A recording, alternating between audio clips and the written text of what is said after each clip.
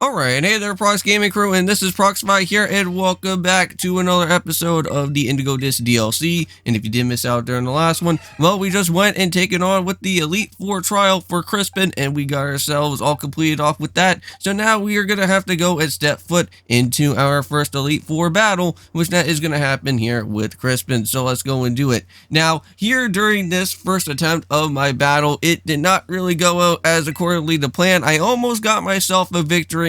Now, at some point around that time, Crispin does have a Blaziken that does have the dual Terra for that fire, which it like boosts up the fire typing moves a little bit more, just so that it can pack a little bit more of a punch to his fire typing style of moves. And unfortunately, that's how I got myself completely destroyed around within this time. But the other Pokemon were somewhat okay, I want to say. Like, not only does he have, like, a Rotom Heat and all that other stuff that's going on, but he does have, like, an Executor. He also does have a, like, Camerupt out of all things as well. But the one thing that really surprised me is how in the heck does like, Crispin have an Executor? Because, like, if this man is kind of just dealing around with, like, fire-typing Pokemon, why does this guy only just have, like, some sort of random grass-type Pokemon? Unless it, like, the only one thing for that reason is that if he wants to go and like try to set up for Sunny Day. That's the only one thing that I can only possibly assume, that's the only reason why that Executor is there, is probably just to cause up with the Sunny Day. But yeah, originally what I was intending on planning out here for the battle was just to have both with Sprite and Azumarill to go and take over throughout this battle here. Now, unfortunately, Sprite got himself completely destroyed during the time of the very first part of the battle, because I thought that Sprite was going to be able to go a little bit faster and actually set up for Night Slash to knock out with that Talonflame, because Talonflame does actually have Sunny Day. And I would love to go and try to set up for Rain Dance, but it's like really hard to go and do it because like I know that I've seen like other different videos of the Crispin battle, just so that I can kind of get myself a little bit of a refresher on how like this whole battle is going to be. And most of the times, Talonflame always likes to go up for Sunny Day and kind of wastes up a turn just so that I can take away anything that else is going to be happening around on your side of the field. So, like, even though that I really badly want to go and set up for Rain Dance, sometimes, like, it just doesn't really, play out as it should be, though. And, I think this is where I think I had to go and maybe, do a possible, switch around with my moves here, because instead of me setting up for Rain Dance, I had to go and set up for Hydro Pump, because I would love to get this Rotom Heat out of the way, and that would have been nice. But I was thinking about also switching out into our Talonflame, because we do have Flamethrower, we do have that Charcoal on there, so it should be able to help ourselves out big time. Now, one type of problem is that if I wanted to go and try to set up for my Sunny Day, then that would give them an advantage, right? So I wouldn't really want to have to go and do that to give them an upper hand, because that would be really scary, and that would probably knock out my whole entire team. Unfortunately, my team, I have to say, is not looking as great as it should be, because like most of my team is going to probably at least get destroyed around over here a little bit later on throughout our time. And I don't know if for the next attempt, after once I'm done with this Crispin battle, is that I may possibly have to go and do a little bit of a switch around within my team, just so that I can at least try to get myself a victory. I could try and see if I could like set up a Rain Dance when I go for my next attempt. See how well that will work. Yeah, unfortunately Fireball gets like absolutely destroyed by a Thunderbolt right there, by that Rotom Heat. Now within these 2 videos for today, since we are of course going through this battle here, and I want to say that this episode is not fairly long at all, I want to say so. But within these 2 videos for today, not only are we doing our time out here with everything of the Indigo Disk DLC, but we are going to be jumping on into a brand new Let's Play project. We are going to be moving from Final Fantasy IX that we went and completed off with the channel just recently right now onto the channel. So if you guys did go and check out on that episode, of course. But we are going to be jumping on into the next game afterwards, after Final Fantasy IX, which that is going to be with Final Fantasy X, which that is also another great game from Square Enix, and I can't wait till we go and jump on into that one. Now, I am a little bit rusty in Final Fantasy X because I didn't really play through the whole entire game of Final Fantasy X before, so this is going to be something a little bit new for myself, because I have played a little bit of Final Fantasy X back on the PS2 a little while back, when I got myself into like learning about how Final Fantasy was when I was really young. But never really fully went in and completed throughout there. So should be interesting for what's going to happen from there. And hopefully get to at least try to memorize all the different type of moves and everything that's going on, because I believe the control system is a little bit, I want to say, different compared to like how like Final Fantasy 9 was a little bit about. So that's why trying to learn with some new controls is going to be a little bit of a tricky start for me, but I should be able to figure it out in no time. Just have to go and just watch a little bit of some other research and other walkthroughs and guides for that matter, just to kind of make sure how I will be able to make sure that I will go and do a proper let's play without having to get myself totally confused and lost around within the game. But ouch. Yeah, there goes that solar beam. I think that was kind of a good idea for myself to just kind of switch around with my guys there, because I was trying to make sure that Azumarill will stay like basically alive throughout the remainder of this other part of the battle. But this Crispin guy, he does actually have like a full 6 teams, so you have to be a little bit careful while heading around throughout here.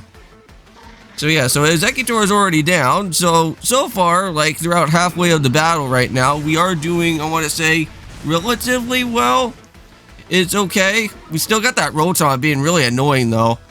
Yeah, and unfortunately, I'm trying to go for like any type of moves that could at least kind of do at least some bit of damage, but that Sludge Wave is still going to be like trying to hit everybody, which that's not going to be fun at all either. So let's go with us for an EQ. Hopefully that can at least kind of whittle down camera up there. If I can at least go and use that at least at some point soon. Yeah, so there we go. So now we're going to go us out for EQ. Just kind of make sure that we go and heal up. Alright, let me just go and take care of that notification off my computer so that I can go and continue onwards here. Yeah, and basically that notification right there is happening with the premiere of our finale that is going on right now within Final Fantasy 9, of course. Now, if you guys don't know what's going on within Final Fantasy 9, we did go and take care of Necron and also with Transkuja out of all things, but I won't get into that since we already went and finished off within that game. So Rotom is almost down. We're right in the red. Camerupt is already at like half. That'd be nice. I tried to see if I could go for a fly and see how much damage that could actually be. I don't know. I should have probably just stayed on him with Drano. Because I know that during around here I wanted to go and switch back into Azumarill and see what I could go and do. But I think if I kind of left it with Drano, I think we would have been at least somewhat okay, and we would have knocked out both of these Pokemon out of here. Now, Crispin still does have that Magmortar, and I know that that's like his signature mon, so we have to be like really careful around over there. Ouch. Yeah, that Earth Power is doing so much damage. Yeah, these Elite Four member guys are literally no joke. They are literally more ruthless, I want to say, compared to the other Elite Four members that we went and battled over over at Paldea. But here we go. Ouch. Yeah, that's already a knockout right there, of course. That's not fun at all either.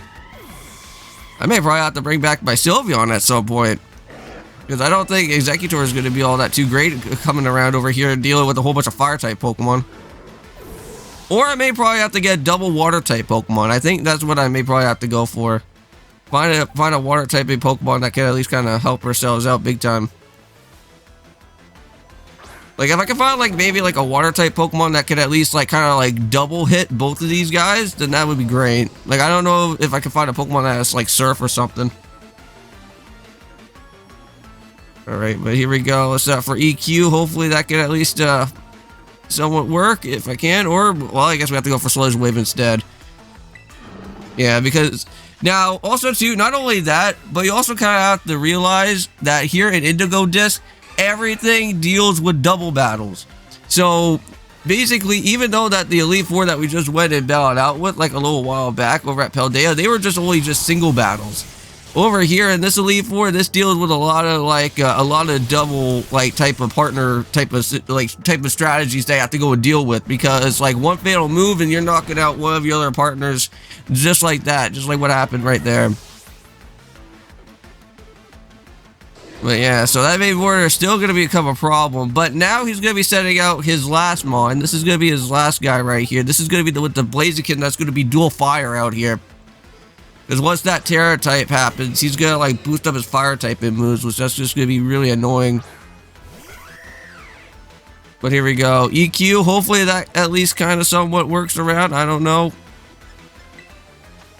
Just gonna go and set up for a full restore, try to at least kind of bring back Drano to where he was. There we go. That should at least be somewhat okay. Now, he does have, I think, what's it, Temper Flare? I believe that's what the new move is for one of the fire typing moves here in this game. And Blaziken does actually have that. And another thing is that this Blaziken does come prepared with the ability of the speed boost, which it does like to go a lot faster than you. So that's even going to make it even more ridiculous. And he also has Sunny Day, which that will even quadruple the amount of the actual attack that this fire damage is going to do. So basically my team is going to absolutely get obliterated by here. Yeah, there's no way that I'm going to be living this. Temper Flare, I'm already dead. And I tried to at least bring back the Zoom roll during my time of this battle anyways, and I don't think I even survived out that part either. So where are we at for time? We're literally within like a last minute into this video. Oh man, this is not good. Yeah, there goes that Temper Flare. Mysterio is already gone. See you later, dude. Yeah, there's no more of that.